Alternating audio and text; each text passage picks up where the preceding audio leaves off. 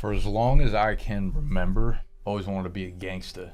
No. I have used YouTube and making content and making videos as an expressive outlet for myself. It's always been the way that I found myself most comfortable and the easiest way for me to express myself just as a human being for whatever reason. And I've gotten so far away from that, and it's put me in a weird place. For those of y'all that have been following me for a long time, you knew that I used to vlog many of the things that happened in my life, and I've kind of gotten away from that, which is fine because I don't have as much time to do that stuff, but it's always been a core piece of like who I am, and I think what this business is, because the documentation and the capturing of my life was also this. It was the capturing of how BDGE, my brand and my business, is being built.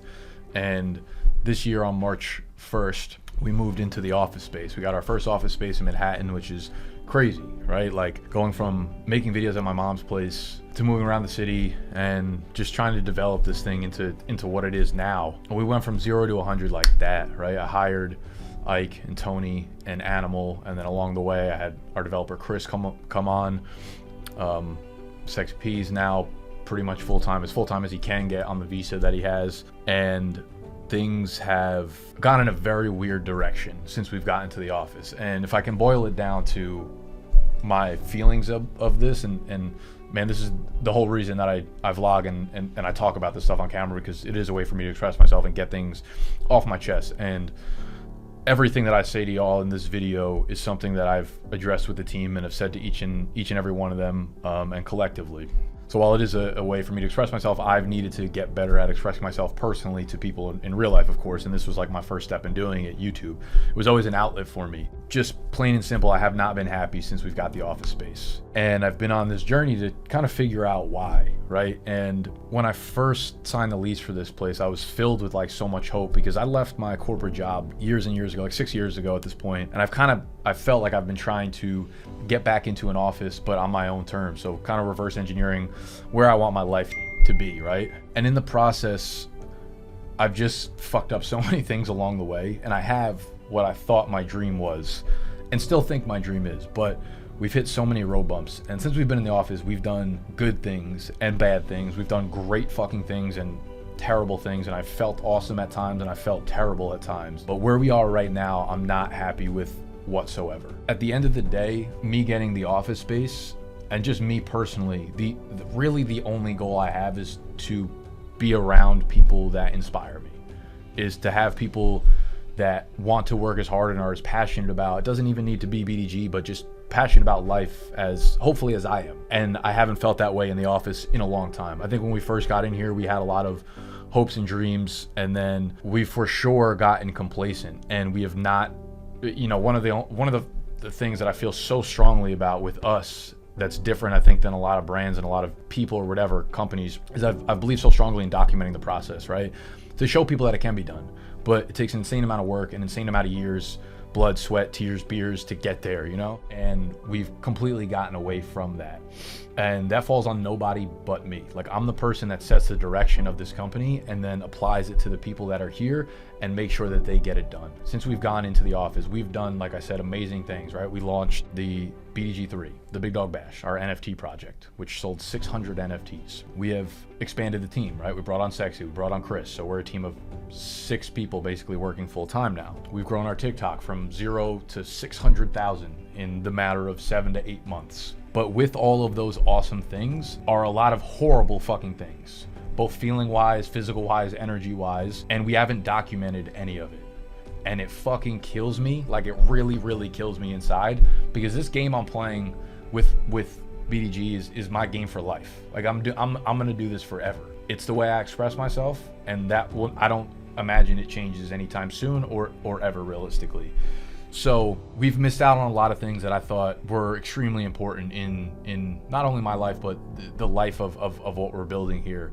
And it's made me really, really sad. Doing some of these things, right? Like, most of you guys on YouTube have no idea what I'm talking about with like TikTok. Realistically, it's like, yes, we've grown tremendously on TikTok, but it's because of the series that went viral. Like guessing Ike's lunch, we guess our editor's lunch in here, and it went super viral. Every single day we'd have 500,000 to 1 million people watching this little mini podcast that we set up. And like, how often do you get to capture on film like the instant something goes viral, and then the reactions and the feelings behind it and how you play upon it and how you build upon it. Like, it's such a rare thing in the world for it to happen, first of all, right? I'm so against like virality and the idea that like content creators should ever work towards virality being a thing. And the fact that it hit us, which is, I guess, like a weird sense of karma, but we didn't capture like what was really happening in here. And again, a lot of it was good. We built a huge fan base. Like, we went to Penn State one weekend and we're like borderline fucking famous on that campus because of the TikTok following and the younger demographic. We sold a lot of merch. We sold like $50,000 worth of merch from that one fucking TikTok show. But what we haven't shown is that, in my opinion, it's pushed us completely off course towards where we have our creative focus and where we have the core of our business. Because in a sense, we have two different things. We came in here with 4 or 5 people, and we didn't really have defined roles for anyone outside of myself, realistically. And as a creative space, we're kind of like, let's throw things against the wall and let's see what sticks. And we did that for a while, and something really big stuck, and that was that series, and that was TikTok. And it was a rising tide. Like, everything we do now on that platform gets a minimum views and engagement and things like that, and it's great because we could use that forever pretty much. But it got us known for something that was like totally off course, and I'm not against it whatsoever, right? I'm not against the fact that like that's what built us the platform. At the end of the day, building a platform is the number one, like one most difficult thing, but most prized possession for any content creator, anyone that actually wants to spread the message that they have. But I have a problem with it when it starts to take focus off of what's actually important, right? A lot of what's actually important, the way I built the business, is through YouTube, is through giving good football analysis and then documenting the process of how we're building this thing up. And I realized we got in here with 5 guys, and somehow my workload got bigger and it got harder and it got more stressful because they're all working on this one thing that took off, and kind of, I don't want to say they got complacent, but I didn't give them direction. So it kind of made everybody hold on to the coattails of like one thing that's working really well for us. And I don't want any of this like taken out of context, because like I said, we've all done a lot of good things, all done a lot of bad things, myself included in this. But like 2 weeks ago, actually probably like a month ago, I started feeling like really down about things. And I wasn't, I mean, maybe you could say it's a form of depression, but I was really I had a complete lack of motivation, a complete lack of inspiration, a complete lack of like desire to even come into the office anymore. I'd want to come in and I want to get out. I want to do what I had to do, and I wanted to leave. And I'm like, that's just insane, considering like the setup I have. I get to choose where I work, who I work with, what I want to work on.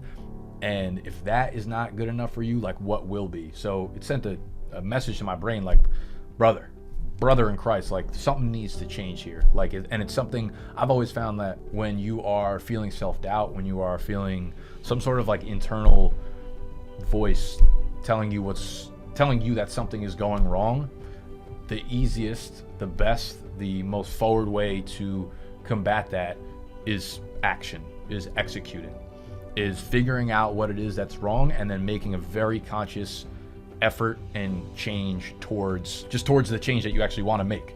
So that's what I did. I sat down with some people that I'm very close with in my life and kind of talked through like the internal battle I was having and maybe where it can stem from, because I mean, I've been doing this every single day for so many years, and these guys are around me every single day, the guys that are in the office. So it's hard to get an outside perspective on things until you ask somebody who knows what's going on but is not actually inside what's going on. So sat down with people that I know, trust, care about, love, and realistically what I came away with is we were severely lacking 3 things within BDGE, at least for this year since we've gotten to the office. It was direction, structure, and most of all, accountability.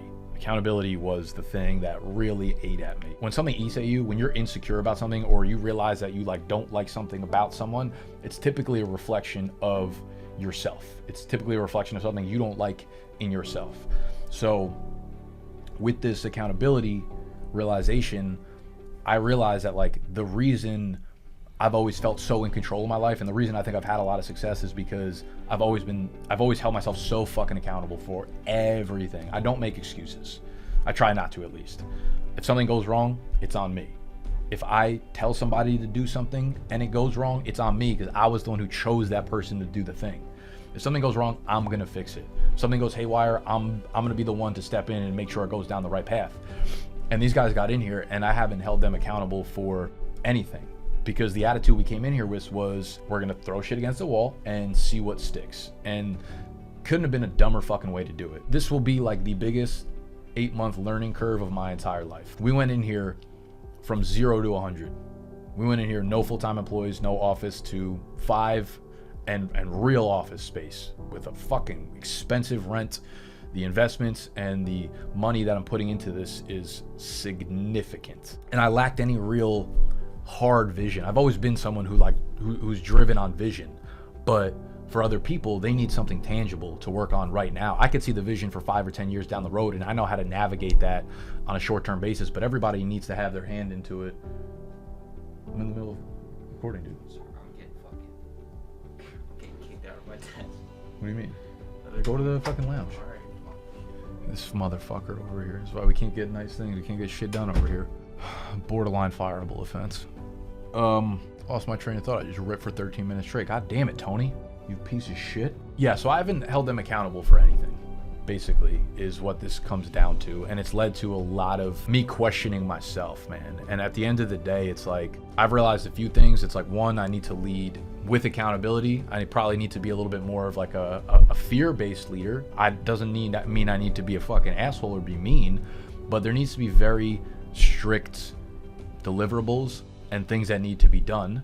Just like any job, if you don't do your job, you will no longer have that job. I have always felt like I was on a trajectory like this, just straight fucking up at all times. Never felt like there was a second that I was gonna fail. You know, I've had my self-doubts, of course, and etc. But in the long term, I always knew that this is exactly where I was gonna be. I always knew that, like, as long as I worked really fucking hard, I stayed passionate, I'd end up in a good place, well-intentioned, all that kind of shit. Within these 7 months is the first time that I started to let doubt kind of creep into that. It just felt like an overwhelming sense of mediocrity. And I've never felt that way before. And I realized, like, I'm the motherfucker that put us here. I'm the dude that got us here. And I realized, like, these guys, I've all had personal relationships with them prior to coming into the office. And I let, like, the friendship part of this weigh way too heavily on the direction of the company. And I put and of course, you always want to listen to the people around you, listen to your employees, of course, and just, like, get input from people. But I allowed things that they thought were right, they thought we should do, to be more important than what I thought we should do. And that, I feel like, looking back, I'm telling you, like, I feel really, really sick to my fucking stomach, if you could really feel like how this is coming across right now, that I let this happen for 6 to 8 months.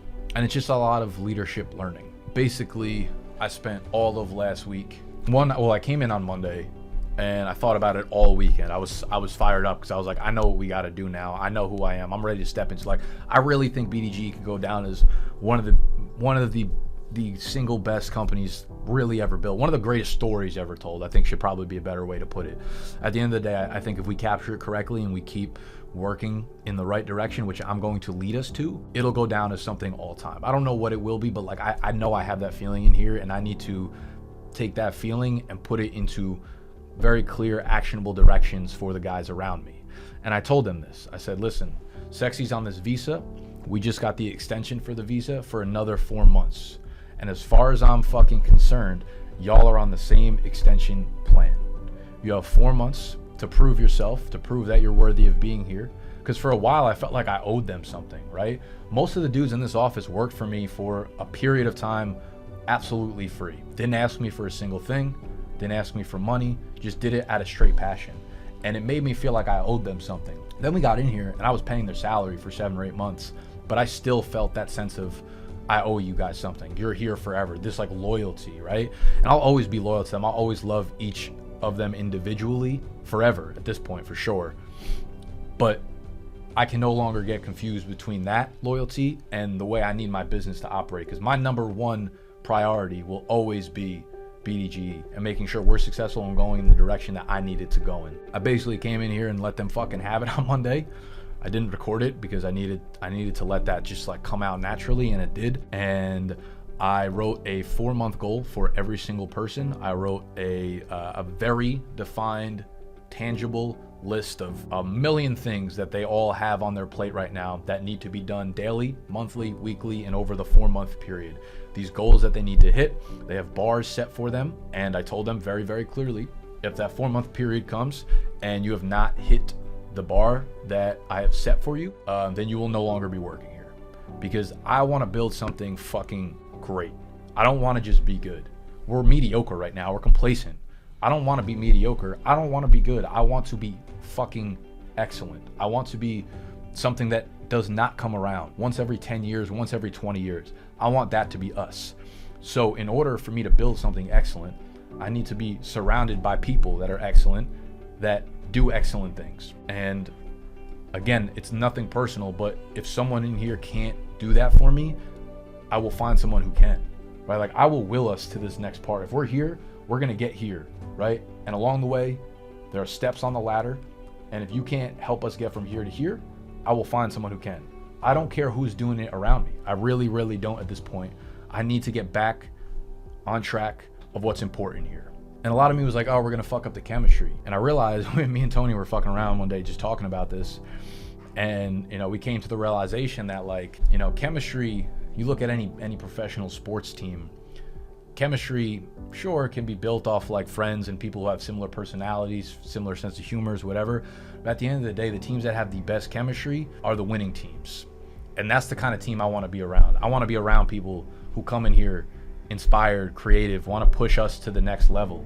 So I define very fucking clear goals for everybody over the next 4 months. There's strict deadlines for them. There's strict pieces of content. There's strict ideas. There are view counts and subscriber counts and money goals that they all need to hit within their individual fields. And I tried to set it up in a structure where they're each focused on one really specific part of the business that will help me, that will actually take shit off my plate and allow me to focus on the bigger things. So realistically, yeah, like one of my biggest fear in life is not fulfilling the feeling and the goals that I have for myself. And BDG is me at this point, right? Like for us, I don't want to get old and look back and be like, man, I should have done this, or I wish I did this differently, or I wish I tried this, or I didn't live up to my potential, man. That's really is my deepest fear. And I won't allow myself to be the reason why I don't do that, you know? And if I don't allow myself to be the reason why I don't do that, like I said, as long as I take accountability for everything, that means I won't allow other people to. Because if I put someone in a position to do something and they don't, it's accountable by me. I need to make sure that we have the right person in the right place to figure this shit out. So going forward, you will see a very different BDGE off season. We will be doing these 4-month business cycles where we set the goals. If you're not hitting them off after 2 months, you're fucking out of here. If you're not hitting them after 4 months, you're fucking out of here. Myself included. But those guys know what they need to do. I'm not setting them up for failure. I'm setting them up, each and every one of them, with things that I absolutely believe that they can accomplish if they put their heart into it, if they work really hard, if they continue to get better at what they do. And I'm always here to help. We're a team at the end of the day. I want us all to succeed. You know, we've got office hours set up today. So as long as I hold everybody accountable, we're going to have these 4 months. And then once that hits, I will spend all of that week preparing the next 4 months of actionable items that we need to get done. Because at the end of the day, I need to invest into things that I think continue to help our business grow. If I have all my money tied up into things and people and equipment and hardware and office rent space, and these things are not actually helping me in any way, it doesn't make sense for me to continue investing into those things. I will take what's going into there and put it elsewhere. And I'm trying to figure out what exactly that needs to be. I feel emotionally inspired for the first time in quite a while right now, and this is the first time I've gone onto a vlog like this in quite a while. But we will have a vlog every single Wednesday at 12 p.m. Eastern time. If Ike posts it at 12:02, do you hear this, Mr. Ike? If you post it at 12:02, if you post it at 12:07, if you post it at 1:42, you will not be the person that's making vlogs any longer in this motherfucking office. You know what I'm saying? Like, I just want to be surrounded by great people. Diamonds are made from pressure. As far as I'm concerned, you know, I told them all this. Each one of them I look at as a rock right now, and I'm gonna pressure the fuck out of you. Some of y'all are gonna turn into diamonds. Some of y'all are gonna get crushed by this pressure, okay? So don't be the fucking latter. Be the former. I wanna surround myself with 4, 5, 10 diamonds. Surrounded by 10 diamonds, you're the most beautiful looking thing you've ever fucking seen. That's what I want us to be as a company. So we have plans to expand on many sides of this thing. We have plans to take the reins back over. I won't go into specifics of what each person has to accomplish. You will probably start to see it through content and actions and things like that. If they want to, I don't know how they'll do their outlet, but if they want to talk about it, they're welcome to talk about it. But yeah, I went through a very, very rough patch over the last like 3 or 4 months. I'm feeling more myself right now than I have in quite a while. I feel energized. I feel inspired. I feel ready to fucking kill right now. I feel, and a lot of that, I've been through the NFL season quite a few times where I know it gets very, very draining on me from a creativity standpoint, but that does not give an excuse to other people to feel drained from it, because I'm the one doing all the work on YouTube right now. So I get, you're feeling drained, but there's a lot of shit going on. We all need to step into this, and we all need to go as hard as we fucking can for as long as we can and see what comes of it. So I get this way a little bit at the time of the year, but it's almost exponentiated. It's like if I feel kind of shitty towards the end of the NFL season because I've just grinded so in depth for so long, for like 4 straight months, the pressure that I felt from this year in particular was like 10x, 20x that. And I'm like, I can't keep going this way. We need to have more direction. Everyone needs to be held accountable for many, many things. And now we're in that spot. So you're seeing this on Wednesday. I'm filming it on this previous Monday. All of last week was basically all I've talked about. The talk I had with them was last Monday. We had individual meetings on Friday where I sat down with each of them for about 45 minutes or an hour, and we laid out very clear plans for what I expect from them for the next 4 months. So that's it. I think Ike wanted me to talk for about 7 minutes, but as I tend to vent for much longer on these vlogs, welcome Bike to these motherfuckers. And every Wednesday, 12 p.m. Eastern time, you will get my heart.